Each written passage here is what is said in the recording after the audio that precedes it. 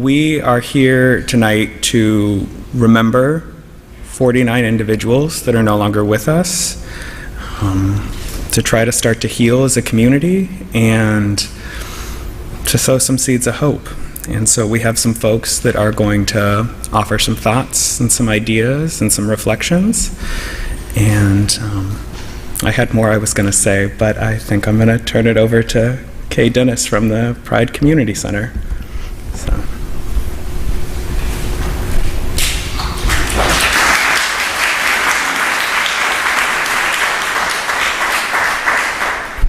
Good evening. I am Kay Dennis, President of Pride Community Center, the only community-wide LGBTQA group in Bryan College Station.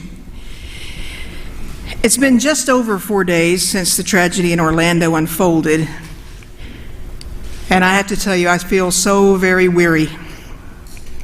Now, I expect all of you share that feeling. It seems that as the days go by, we've talked and we've thought of very little else.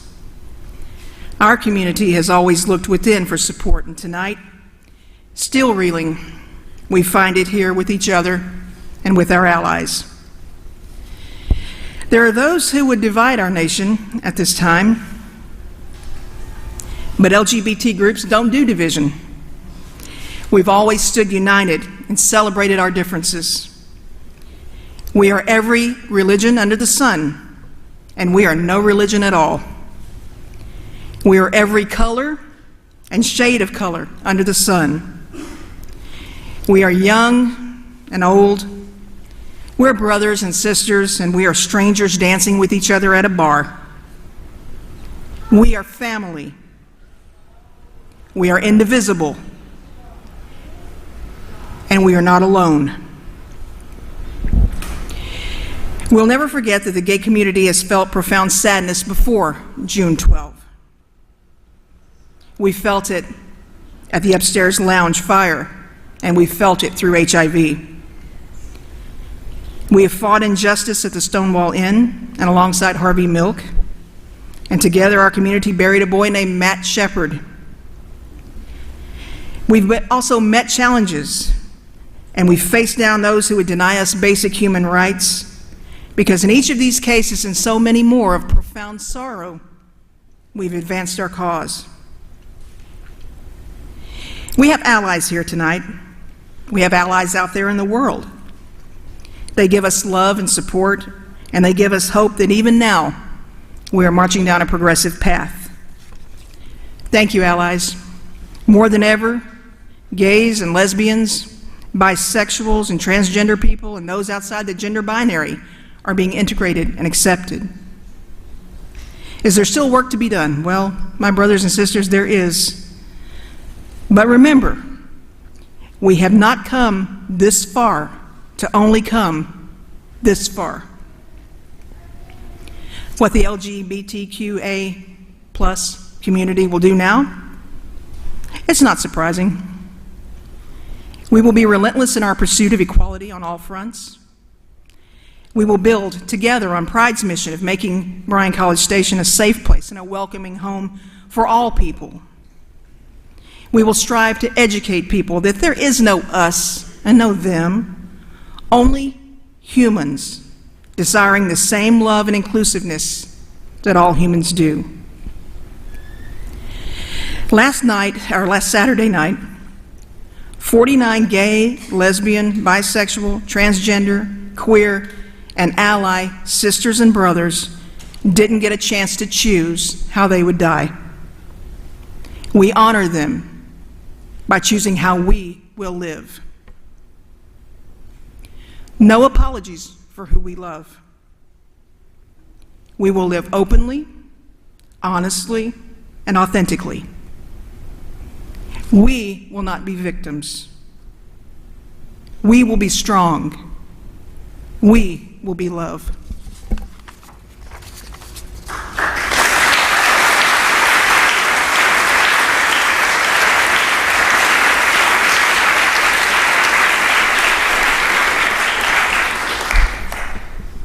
Thank you, Kay. Up next, we have Rabbi Matt Rosenberg from Texas A&M Hillel.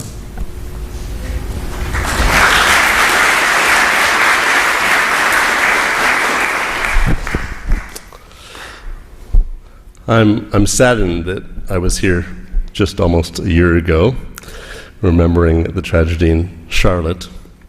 I'm sad to be here again today. Hopefully, I won't have to be here again in this context. I'm going to read the poem Pink Triangle by John F. McCullough, a queer poet from England. I remember when I walked the earth in the days before I died, when Reich Chancellor Hitler rose after the Reichstag fire. I remember a November night with a million shards of glass. I never felt more all alone that night my lover passed. After that, I had no rights. I was forced to bear this sign, a pink triangle, swatch of cloth. By this I was defined. I remember some with David's star would look down their nose at me, yet we were under the same sentence, had not our deaths all been decreed. I remember when I walked the earth in the days before I died, before mein Führer dug for me my grave up in the sky.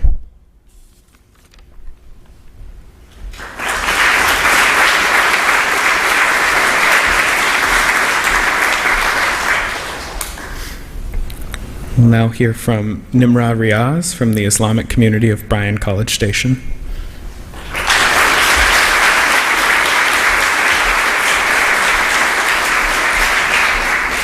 All right. Assalamu alaikum. Peace be with you. My name is Nimrah Riaz, and I am a Muslim born and raised in College Station, Texas. I am here to share some thoughts about the terrible tragedy that took the lives of our brothers and sisters in Orlando. My heart is heavy. My heart is so heavy. My heart hurts because of the 49 beautiful lives that were lost in the Orlando shooting. My heart hurts from the cries of the devastated mothers, fathers, loved ones. My heart hurts because of the hate that prevails in our societies towards those that identify as LGBTQ. My heart hurts because I woke up the following morning to dozens of emails, texts, discussing on how to react to the situation, how to condemn, how to yet again deassociate myself from a criminal who claims to be a follower of my faith. My heart hurts because the media is creating an us versus them mentality, but it's not an us versus them, it is all of us together. And this is a lesson we learned just last week when Americans of all faiths, backgrounds, honored the memory of one of the greatest and most beloved men in American history, Muhammad Ali, who was a devout Muslim. The Islam that Muhammad Ali followed is one of love, tolerance, and respect. God says in the Quran, chapter 5, verse 32, "If you kill one of us, you have killed all of humanity, and if you save one of us, you have saved all of humanity." The LGBTQ community has stood with Muslims and rejected Islamophobia for years. Muslims will stand with them against homophobia. This criminal spilled their blood, but now Muslims are lining up to give them their own.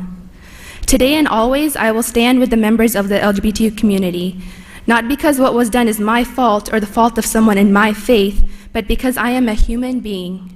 Because solidarity, love, compassion is greater than hate.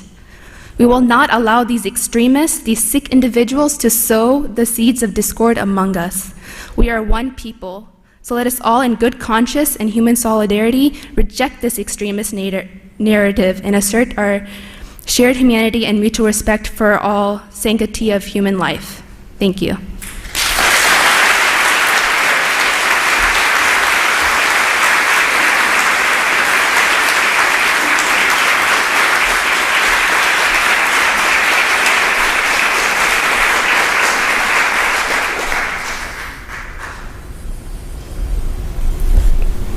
Next, we have Joe Hartsoe from the GLBT Professional Network.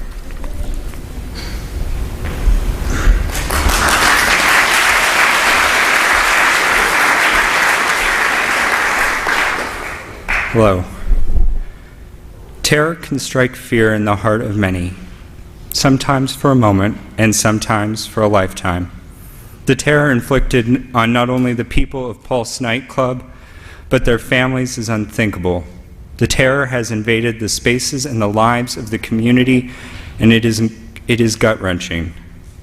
Through this terror, healing is not only challenging, it can seem impossible.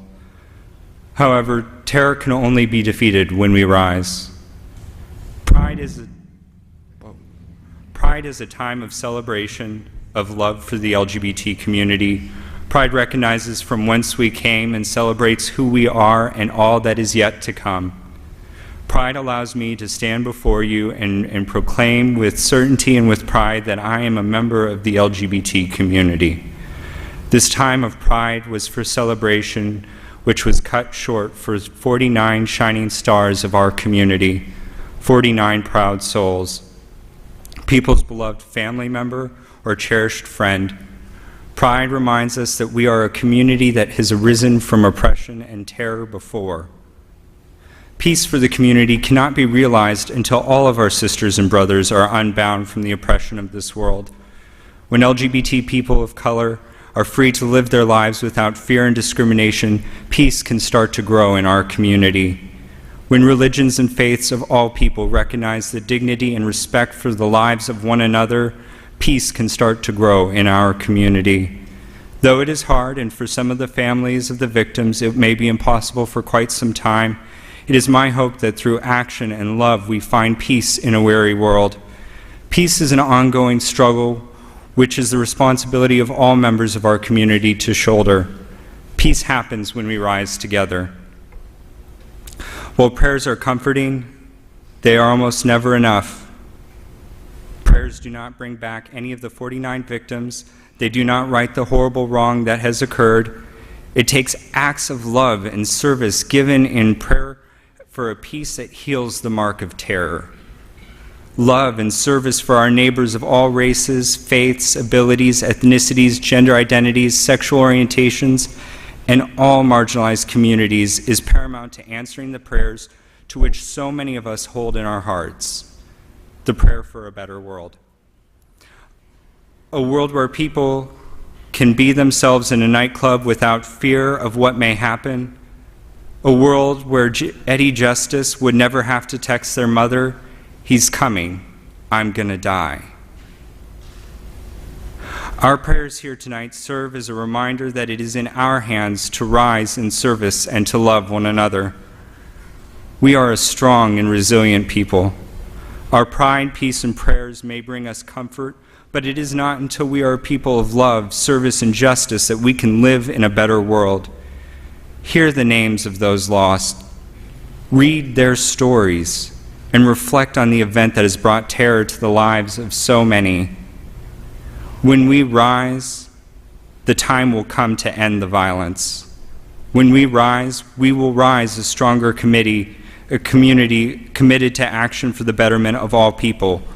When we rise, we will rise with our sisters and brothers that we have lost to this tragedy. When we rise, well, together we must rise. Thank you.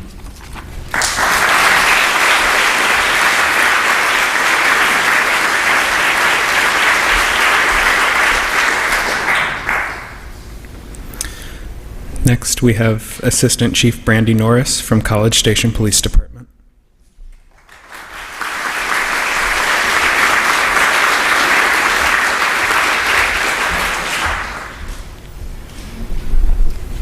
Good evening. On behalf of the men and women of the College Station Police Department, I want to thank y'all for inviting us to be a part of your ceremony tonight. First and foremost, I want to offer up our condolences to the LGBT community and to our country as a whole. This was felt literally from one end of the country to the other and everywhere in between. There is no denying that these types of occurrences are occurring more and more often across our nation. As a result, people often look at law enforcement and say, what are y'all going to do? What is the answer? Well, I can tell you what we do. What we do, we are continually and ever looking and evaluating and learning from the instances that are going on around us. And we change how we train, we change the equipment we use, and we do everything we can to try to prepare our officers to be as absolutely best prepared as they can if the unthinkable happens. We've trained for years, as have many other law enforcement agencies across the nation, for active shooter incidents. Unfortunately, we've experienced one here. As a result, we changed some of the ways we train, and we changed some of the equipment we carry. We are now better prepared. If, heaven forbid, it should happen again, we will respond, and we will respond with to the absolute best of our ability and with absolutely everything we have to protect any and all of our citizens in College Station. Bryan College Station is unique from a lot of other communities in that when it comes to law enforcement, we very much band together when tragedy strikes. Whether it be an active shooter, whether it be bonfire falling, you name it, when help is needed. It doesn't matter what uniform someone's wearing, it doesn't matter the patch that is on their shoulders. You can look up and you will see officers from every agency there. So when something happens, we will respond, but as will Bryan PD, Brazos County Sheriff's Department, University PD. The entire law enforcement community is supportive of of both communities likewise. So where do you go from here? We're going to continue to evaluate. We're going to continue to make ourselves better. But when it comes to protection, each and every one of everybody in here needs to remember that you are the best protection you have whenever it comes to things such as this. There are about 107,000 people in College Station. We have 136 police officers to cover the entire city. Now that's 136 including administration, detectives, school resource officers. That is complete. That's not all on patrol. So when you do the math, you realize we're pretty outnumbered. And so as a result, we are extremely dependent on members of our community to tell us when something isn't right. We would love to be everywhere. We would love to see everything, and we just can't do it, which makes us completely reliant on all of y'all in here and everybody else out in the community. You know, if you see something, say something. Some of y'all may or may not be aware there is an organization or a group in town called the Joint Terrorism Task Force. And this is a task force made up of investigators from the different agencies in the area that house out at the local FBI office who actively follow up on threats every single day. So if something comes in, somebody could call College Station Police Department, Bryan Police Department, the FBI.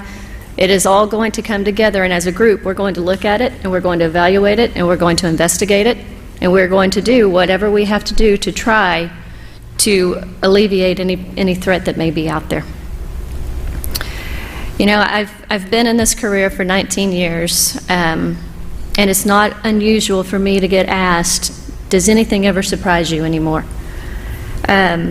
Honestly, I can answer yes. And probably the one thing that surprises me these days is that even after 19 years, I still get surprised at how mean and evil human beings can be to each other.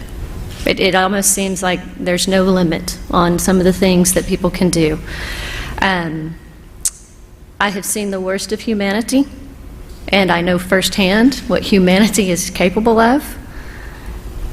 But the good news is that when the worst of humanity rises up, the best of humanity is right behind it. And it's going to follow. And it's going to bring people together. And it is going to show compassion. And it's going to show love. And it is going to bring a cohesiveness where there may not have been one before.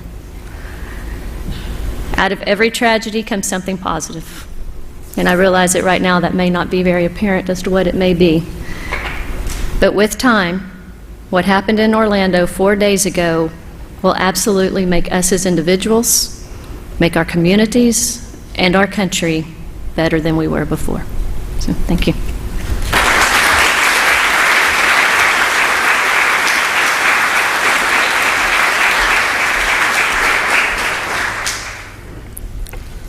Up next, we have Aaron Stockwell from the Unitarian Universalist Church of the Brazos Valley.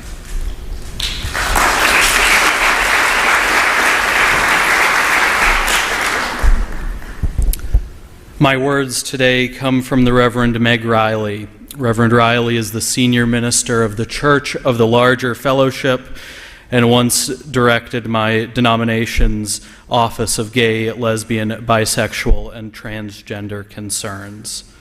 Reverend Riley writes these words. As the communities in Orlando struggle to lift up life once again, as the levels of grief ripple out, our media focuses once again on politics.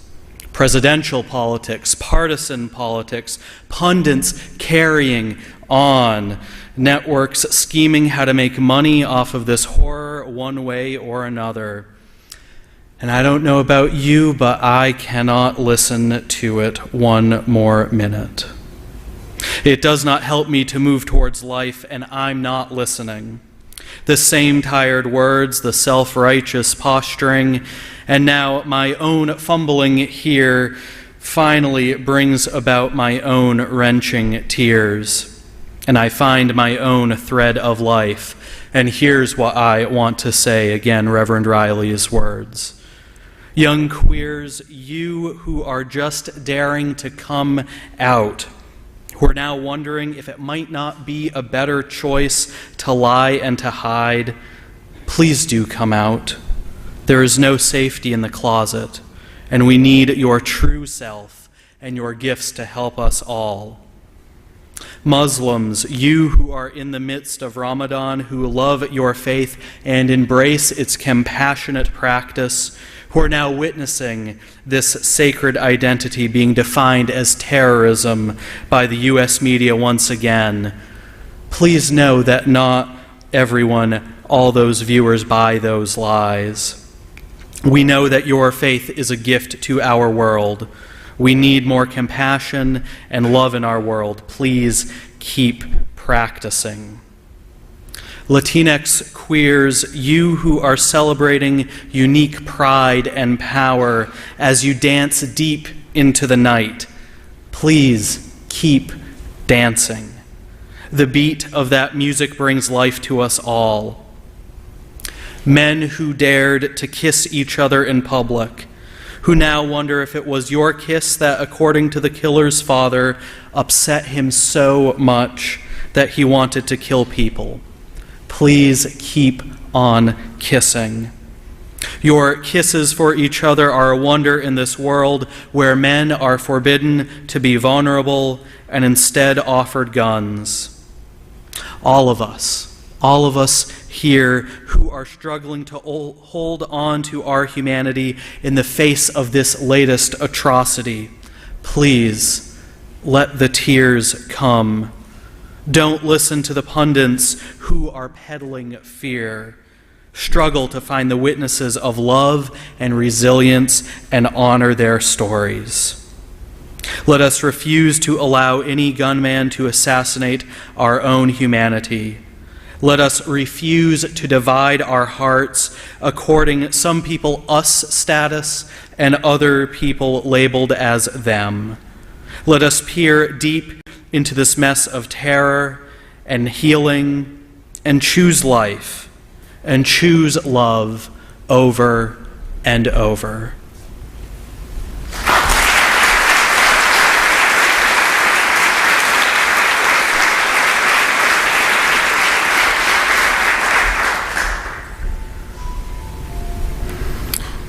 Next, we have Caleb Lucas, who serves as the president of LGBTQ Aggies.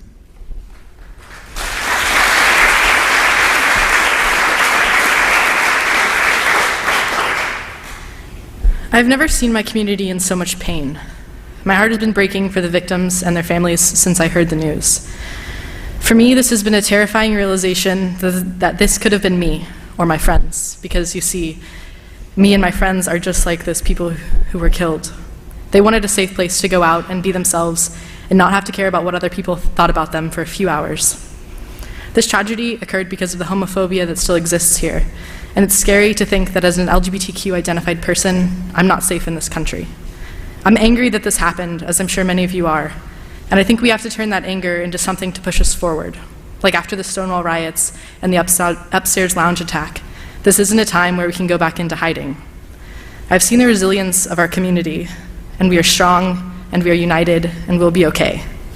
For tonight, I think the most important thing is to remember the 49 lives that we lost, and know that although their voices were silenced, our community will continue to be loud and proud of who we are.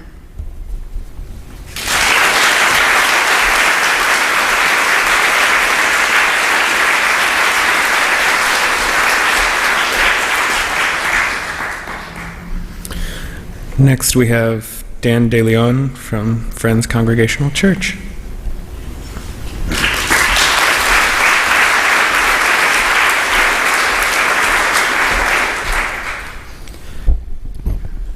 Peace be with you. If you haven't put it together yet, I wanted to draw your attention to the table here because each of these candles represents someone who lost their life at Pulse. And so I thought for a long time about what I might say tonight. And what I want to say first and foremost is, I'm sorry. I'm sorry because I recognize how so much pain and violence that has been inflicted on queer persons, how it's been fostered by the church, that hateful dynamic in which the church has been complicit has to change. We've got a lot of apologizing to do, and we have even more advocacy to do in backing up our mere words. So I thought about what words I might share.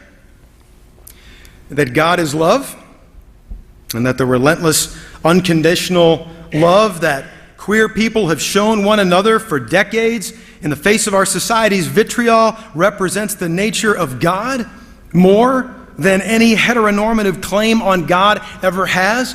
I thought about what words I might share, like that your sexuality and your gender identity, they are not a sin, they are beautiful gifts. That who you are in your entirety is crafted in the image of God, including your sexuality and gender identity. So to suppress that is to suppress who you are intended to be. What words could I share? I thought maybe I could share all the words that Jesus has to say about homosexuality and then proceed to say nothing. I thought that maybe I could say that Jesus had two dads and he turned out just fine.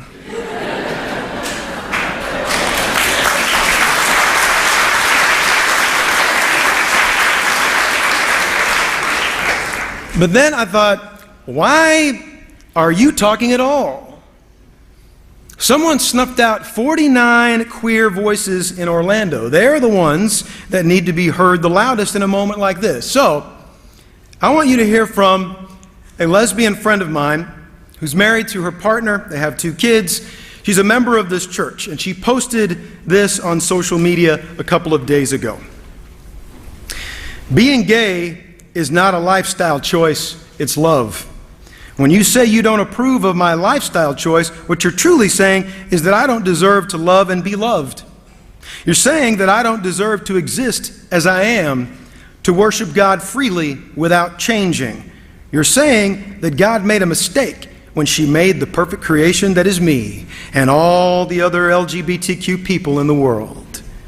And when you say, I don't agree with that lifestyle choice, but I pray for them, you are not showing compassion or God's love. You are being a judgmental hypocrite and are as far from showing Christian love as you could possibly be. Just say, I am sorry. Do you need anything? Act like a decent human being and stop pretending to be closer to God than us. I promise you that the Jesus I read about will not be proud of you for maintaining your moral judgments, for running people out of the church, for turning people off of or away from Christianity. God won't say, good for you for holding strong against the gay lifestyle. God will ask you, what part of love one another as I have loved you did you not understand? If you can't imagine that, then just keep your mouths shut. We have found our homes, our families, our sanctuaries, and even our churches. We don't need your brand of unconditional love. We don't either. We're here tonight across our differences in gender identity, sexual orientation, religion, and cultures to say to each other, I love you without conditions. So do something really quick. Turn to someone next to you, look them in the eyes, go ahead, and say, I love you without conditions. People outside, you're not off the hook. Turn to somebody next to you, people outside. Look them in the eye. Don't look at the people outside, people inside. Look at each other. And say, I love you without conditions.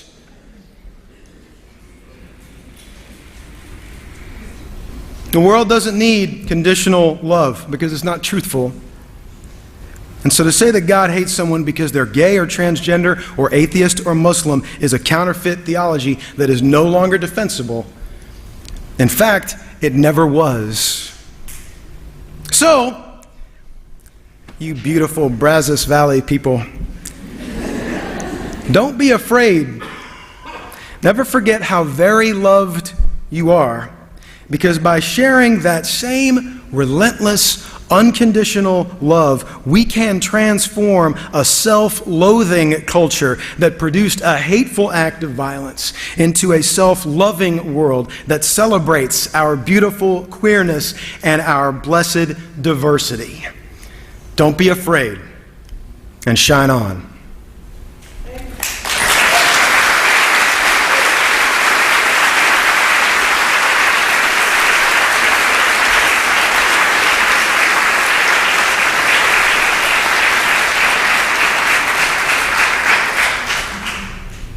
Got me to cry, you had jokes,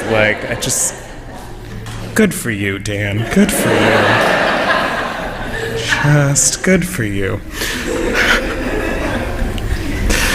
Okay, so up next we have Dr. Daniel Pugh, who serves as the Vice President for Student Affairs, Texas A&M.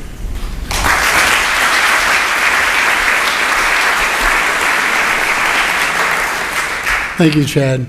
Rule number 1 is never follow a preacher. By the way, we'll talk about the assignments and how we order up next time. But Pastor, thank you for opening your church for this session tonight. Really appreciate it. And I love you unconditionally and without condition. Howdy.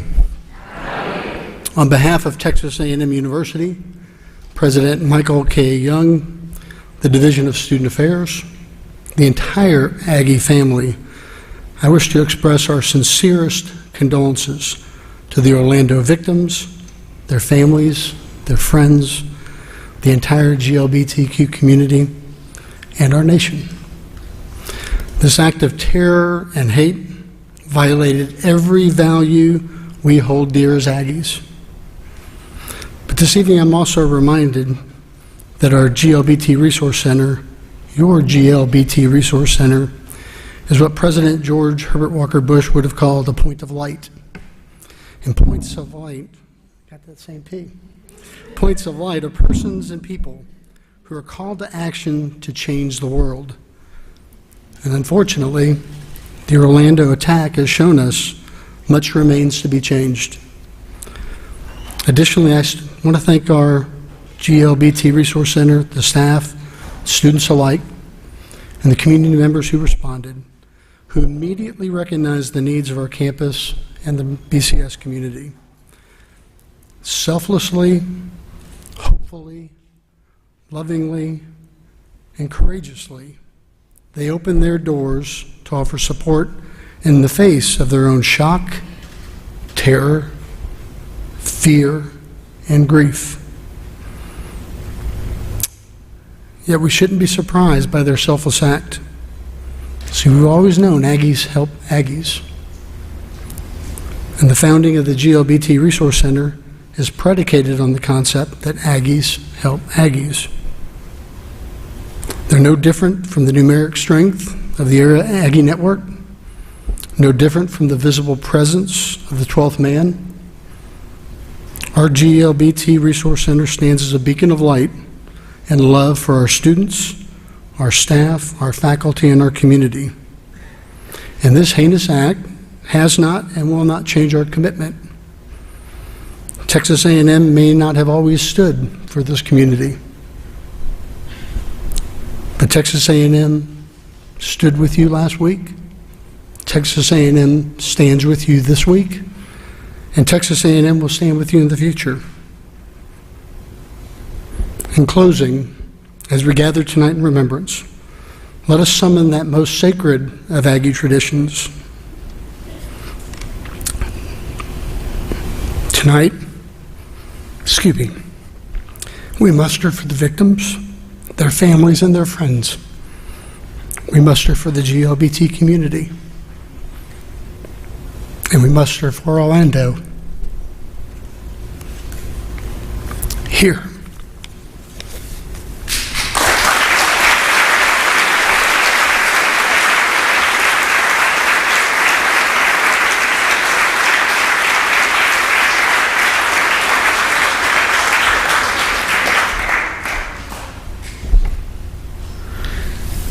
So close to making it. So close, Dr. Pugh.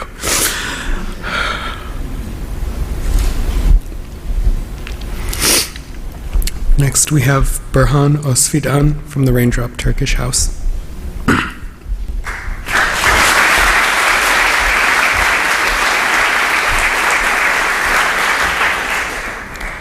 Howdy.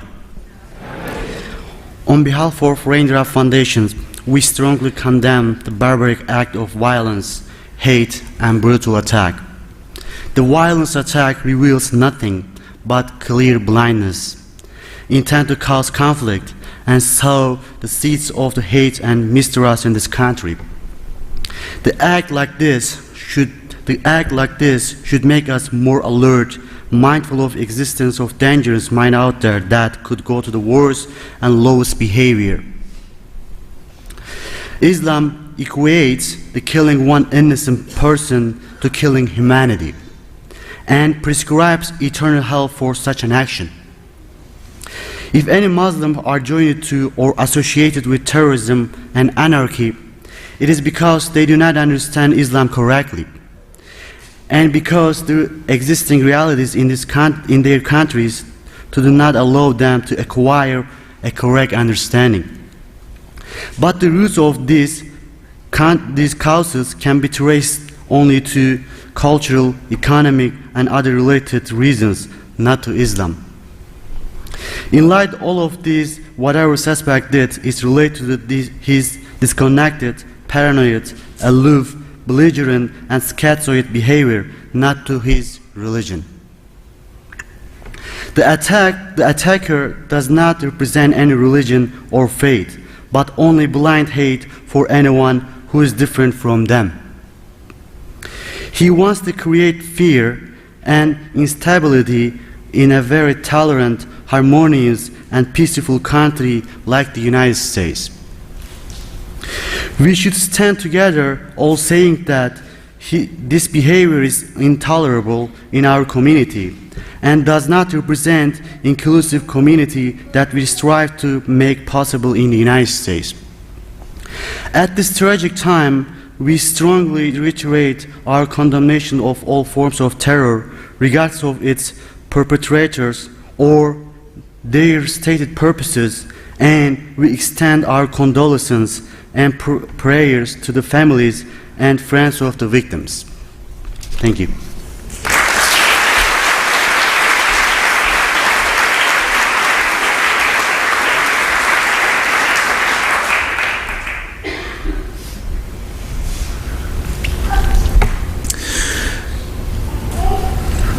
I want to thank all of you for what you've said, and yeah, it's meant a lot to me, and I'm sure it's meant a lot to the folks that were here.